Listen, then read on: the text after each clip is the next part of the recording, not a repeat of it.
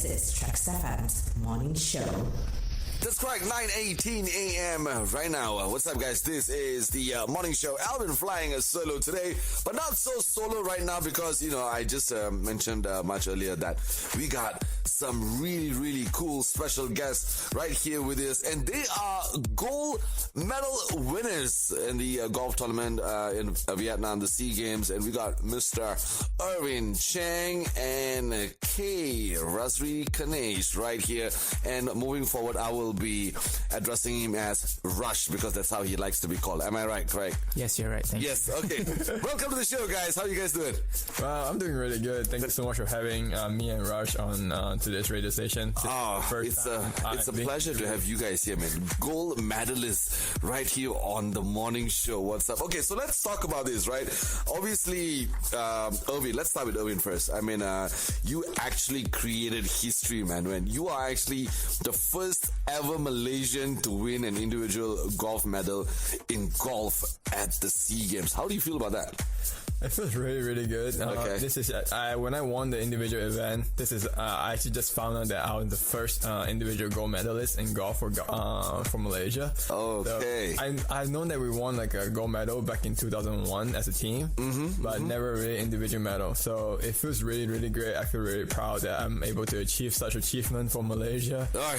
Thank you so much for doing this for Malaysia, man. Really. No problem. And of course in the team event, obviously Malaysia has beaten Thailand 2-1. Okay, so let's just jump down to the first thing, right? So Ervin, you beat Armedius Susanto Christian of Indonesia, right, on the third playoff hole.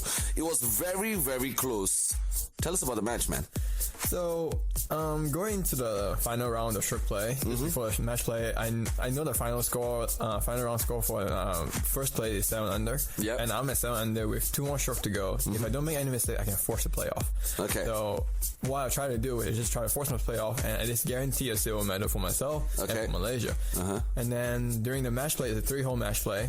It could have gone on a lot longer if I missed my winning putt. Okay. which is a little more pressure if I do that for myself. Yeah. And it was actually a very great moment. It's a very intense match. Okay. It's just me and Susanto going back and forth. Yeah. We both have very similar skill set. He's a very skilled player during the SEA Games. And we just try not to make mistakes. Try not to give the opponent a chance to outright us in achieving the gold medal. Okay. So during my second shot on my third playoff hole, I'm telling myself, it's a 100-yard golf shot. It's a shot that I've practiced many, many times. Just go through your routine, go through your mindset routine, just keep reading. And when you hit the shot, whatever comes out, toss on the club face, is out of control. Yeah. And so I try to control everything that I can control and just focus on the shot and do what I can. And it landed the ball to 3 feet and then give myself a very strong opportunity for birdie and put a little bit more pressure on Susanto in making the 25-footer putt to kind of like force into another playoff hole. I can imagine, right? You being in that situation at that point in time, it would have been so intense, right? What did you do to like just calm yourself and just take the shot? What were you telling yourself then? So basically what I tell myself is like, just follow my routine. Because if I do everything right, how I practice normally, how I breathe, how I like approach the shot, how I approach the shot after I hit it. Okay. Everything should be just fine. And then like, there's a lot of TVs around there. There's a lot of people around there. Correct. I tend to like to have fun a little bit with the TV, like during the tournament. I let the TV chase me a little bit. I'll go behind the TV, go behind the trees. I'll pop my head out like just. Okay, I mean, obviously you're actually having a good time, right? Yeah. And with that good time, you won a gold medal for us. Thank you. All right, let's talk to Rush over here.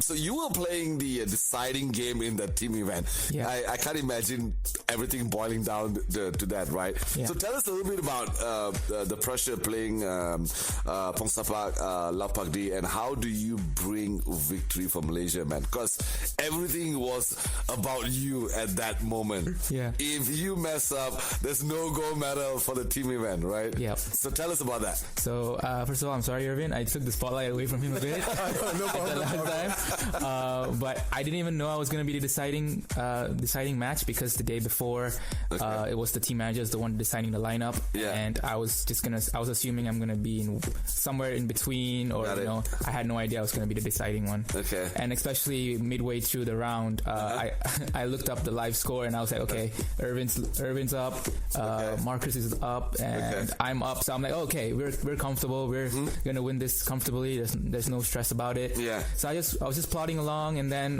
when I was 3 holes in, my team manager comes towards me and is like, okay, Rush, it's 1-1 now, and you are the deciding factor. And he comes up to me, and I'm like, cool.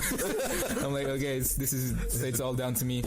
And then I managed to hit a really good shot into 16, and I was two to the good over Pongsapak, and then unfortunately I couldn't close it on 17, and then I just had to make it a dramatic finish, on 18. Okay. And on 18 I somehow managed to hold that shot and bring gold for. Wow, amazing, right, Rush? Amazing. I mean, the only time Malaysia had actually won the men's team event was 2 times, in the year 1989 and the year 2001, right? With Iril Rizmanzari and S. Sivachandran, Shaban Hussain and Sahal Saidin making up the winning team in 2001 edition at home. And now you guys have created history again. Yeah. Right? In 2022. Amazing indeed, right? Okay, let me just speak to Ervin a little bit, right? Tell us, how do you face the pressure, right, when winning the individual event after completing the team event? So the question was like, how did I handle the pressure in the event? Yeah. So team event was a little bit different type of pressure, because it's not just about me. It's just not just about me. It's about how my other team perform as well. And every hole and every point is crucial. True. So during our first match against Myanmar, we forced the playoff against Myanmar. Okay. And if I lose that match, if I lose the playoff match against Myanmar, we would not have gone to the semi-final. We have not gone to the final. Got it. So the pressure is a little bit heavier, I feel, because if I lose, I'm letting the team down, and I don't want to do that. So, like I said, it's just about boil down to the routine and really having a very strong mindset, right? You need that, right? Also, like the support given by the team manager, the coach, and my teammates during the playoff and during almost any matches during the whole SEA Game match play tournament was amazing. I have all my teammates supporting me during all the match plays, and I have like some kids from Vietnam that I've never met before that became my fan during the stroke play event and supporting me as well. So that kind of helped me a little bit regain my focus and give me motivation during the match play. Oh, beautifully said there, Ervin. Rush, we're going to be taking a quick break, and we'll be right back, of course, talking to this gold medalist of our SEA Games in the golf tournament. Amazing indeed. Be right back. This is TRAXXfm. You are listening to the morning show on TRAXXfm. Unwind from the traffic in Kuala Lumpur. Feast your ears to soothing music on your favorite station. TRAXXfm 90.3 Kuala Lumpur. This is TRAXXfm's morning show. 90.3 right here in KL at 9:30 a.m. right now. We got Ervin and Rush. What's up, guys? Hello. Thank you for having me. Congratulations once again for winning the gold medal for Malaysia. Thank you. All right, let's speak to Rush now, okay? So, the men's team. Yes. They won in 1989, they won in 2001, and the women's team last won in 1993, right? And this year you guys have created history, obviously, by winning the team event. So, what is the key to your success, and what was your plan, actually? I think this team in general, we had a really good chemistry. I think Ervin touched on it a while ago. We are actually really close to each other. I think the women's team also, we are pretty close to them every day. We were comfortable spending time with each other, so that was good. And the team managers were very helpful in like laying it all out for us. So like planning was perfect. I think Ervin and some guys managed to go a week earlier and prepare themselves. I came a few days earlier too, to like familiarize myself with the golf course and everything. So that was good. And I think that was that your question, right? Yes. So it's basically we managed to prepare really really well this time, and we had a really good team chemistry going into that event. Yeah. Well, you guys have created history, right? I keep mentioning that because it's a big moment for Malaysia, right? Yeah, you guys. 21 years since the last gold medal. Yeah, can you and now we can say like we just won in the last SEA Games. Yeah, you don't have to say like we just won that 21 years ago or 20 years ago, right? 21 years, my age is 21 too, so it took 21 this year. Yeah, so it was 21 years ago. I was 3 years old. So it's been a while. Now I'm not going to say my age on that. All right. So, Ervin, great news. You just turned professional last Friday. Tell me, what is your mission? To be the next Tiger Woods? Obviously, that's a dream. To be able to play on the PGA Tour or just win tons and tons of events. Okay. But then it's such a competitive field in almost any professional tour right now. Asian Tour, ADT Tour, Japan Tour, PGA Tour, Confederate Tour is so competitive, and so many young talented players coming out from college and from all over the world. So right now I'm just trying to play as many tournaments as I can, try to make it out there in Asian Tour and in whatever tour I'm playing in, and just gather experience to further improve my skills, my mental skills, and one of my other missions is to kind of like grow the sport of golf, because golf has been a sport, like a very expensive sport and a very like general sport, which is right, but then at the same time it's like, how can I help that? How can I inspire junior golfers to play golf? Oh, amazing! Because a lot of like teenagers or younger kids to say that's more drawn towards the technology. It's like video games and not really outdoor sports ish. And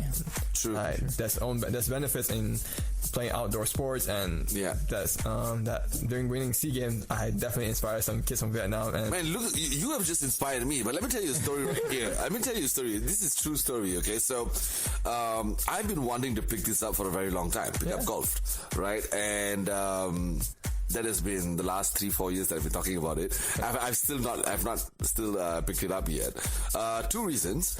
One, because it was a time. I mean, I don't have enough time. 2, I don't know how to play golf. I don't know how the whole thing really works. So I wanted to start by just going to the driving range, like start hitting some balls. But after what you just told me, like maybe I'll come for some free training with you. Okay? No problem. No problem. Oh yes, I just saw one right there. Just beware of the frustration that comes along with it. I played golf for 18 years and it still frustrates me every single day. Okay, I mean, you are very clear with your mission, Ervin, right? You're very, very clear with your mission. And what does it take to be a pro? How do you become a pro? Well, the long hours of trainings and some sacrifices. And, I've been back in Malaysia for about a month. Ever since I've been back, I've been training very hard for the SEA Games, and after the SEA Games, I play professional events locally, competing against all the veteran professional in Malaysia, the PGA and KL Championship, and I finished second in the local professional event as well. And behind it is a lot of training, mental training, physical training in the gym, and a lot of technical skill on the golf course and during practices on the practice facilities. Sometimes our practices can go up to like 5 to 8 hours a day. Wow, crazy. And so basically a full day thing. Sometimes we don't even get to spend a lot of time with our friends. As in other than outside our golf friends, which are our social life with our high school friends, or with or even sometimes with family. Sometimes I hardly get to see my mom because I come back from training so late, and by the time I come back, I'm so tired. I just went to bed. So, you just want to crash, right? So there's a lot of sacrifices going into it, and especially to become professional, there's a lot of traveling, there's a lot of expenses going on, and there's a lot of detailed planning going on. So there's a lot of PR meeting and stuff like that. Man, now I feel like becoming a pro now. I see the medals right there. Those shiny gold medals. Do you want to put it up on the camera so that our viewers at home that's streaming right now on Facebook can actually see? Oh man, look at those. I see you guys have 3. Is that one for me or? No, I'm kidding. He's just so good that he got 2. Yeah, I know. I mean, you guys, actually, both of y'all, I gotta say, both of y'all are amazing. Winning 3 gold medals. Like, man, I mean, I can't remember when's the last I won a gold medal. Most probably when I was 5 years old. Okay. So, this goes out to 2 of you guys, right? Which tournament you are planning to win next? Let's start with the double gold medalist here, Ervin. After the SEA Games and after the local professional circuit, I received special invitation to play in the Asian Development Tour tournament in Indonesia. There's 2 tournaments. I'm confirmed to play one, and I'm waiting to be confirmed to play the second one today or tomorrow. Got it. And there's an ADT event, Asian Development Tour event in Indonesia, and it's a pretty good event to start off, and especially in international countries and against international players. So I'm gonna try to see what I can do there for myself and what I can learn, and if my performance is good enough, and to have my first professional win there next week, it'll be amazing, and it'll be a great start for my professional career. Oh, fantastic! I mean, Rush, you tell us, man. So unlike Ervin, I'm still gonna be in my amateur career right now. So the next event I'm gonna be playing is the TSM Golf Challenge. It's gonna be in KLDCC. I think that's on 13th of June. Right down the road. Right down the road. Yeah. So you guys can come and watch if you guys want for sure. And then after that, there's an event in Perak that actually our team manager is though. He's the tournament director for that event. So that's the next event, and I'm gonna go back to the States in July to play the US Amateur qualifying in the States and also the Southeastern Amateur as well. So there's a couple of big events leading up to this. So fantastic. I'm looking forward to that. You're looking forward to that? Yeah, I'm looking forward to win that. All right. Winning mentality, right? I mean, that's what we have right here in Malaysia, right? And I can see the gold medals right there, and you guys have done fantastically well. We'd like to thank you, of course, for actually coming on the show and doing this for Malaysia, creating history again.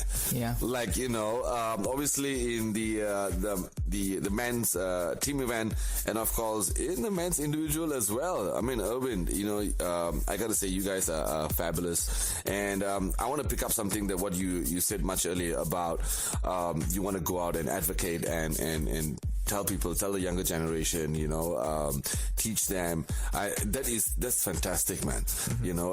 Already you don't have enough time to see your mom. On top of that, you want to go. Saying that. I love your mom. Is your mom listening in?